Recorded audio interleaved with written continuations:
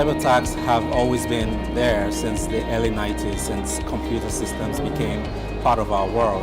And when mobile phones became part of our world as well, the cyber criminals shifted their focus towards mobile devices, and then mobile payments came.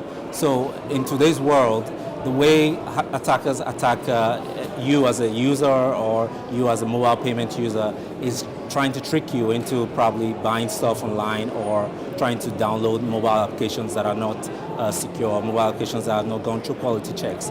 So while the convenience of increasing our usage with mobile payments has increased in the last 5 years, in the last 5 years as well, the cyber criminals have shifted their focus towards how they can take advantage of users and their low awareness around mobile payments. Jigsaw puzzle. When you look at a jigsaw puzzle, there are many missing pieces. What organizations have tried to do is to fix it from a technology point of view. So we have the latest, greatest technologies, we improve our coding practices, and we improve our integration practices. But at the end of the day, it's the end user who is using those services, right? But there's not been a patch for a human before. So nobody has ever said, oh, this is a patch for a human brain to understand how to use payments. It just rolls out and we start using it.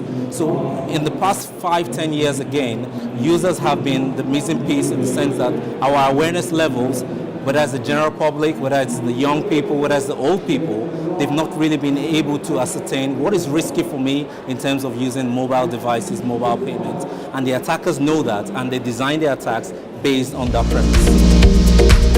They've used something known as, which we know as social engineering and phishing. So you get an email that says, download this link or click on this link.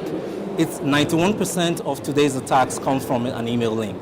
So it means that the attackers are fashioning their cyber activities based on the premise that you as a user, you don't think about, what am I clicking on? What exactly does this take me to?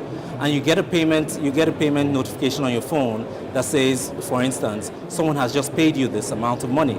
You're curious enough to click on it and say, what exactly is this about? And it opens maybe a web page or an application, and then you're susceptible. Something has been down-dropped on your phone or down-dropped on your mobile device. So at the end of the day, the threat landscape of cyber criminals has moved from trying to break into systems to trying to break into you as the human. So we need to look at it from two different aspects. From an organization point of view, it's important to know that your users know the risks they face, whether it's around using computer systems or using mobile applications. Our environments are becoming more workplace digitalization, and they're becoming more friendly and flexible for working from anywhere. Do the users know the risks of working from anywhere? Do they know that they are not meant to connect to unsecure Wi-Fi connections? Do they know how to make payments that are secure, HTTP, HTTPS? So the basic fundamental practices for cybersecurity is needed. But when you move outside an organization and you look at the general public, I think the government needs to do more around sensitizing the public around cybersecurity. So because it's nobody's responsibility today, but in actual fact, it's everybody's responsibility. If I don't work for a firm that tells me these are the do's and the don'ts, however, how am I ever going to know that these are not the right things to do, or these are the harmful practices from a user point of view?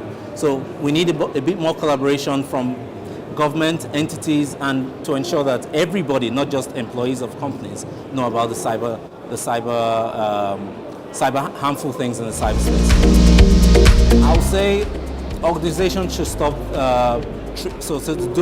Organizations should stop treating cybersecurity as a compliance checkbox. Having a meeting with maybe a couple of the business, and you say, okay, this is it. It doesn't work that way. Classroom-based training, computer-based trainings, they've lived their times. We need more open dialogue around discussions on risk, discussion on cyber threats as an ongoing basis, not once in a year tick box exercise, and it has to be inculcated in the culture of the organization. They have to think about cybersecurity when they're taking business decisions, not when, as an aftermath of a breach, they heard on the news. So that's the advice I'll give organizations today.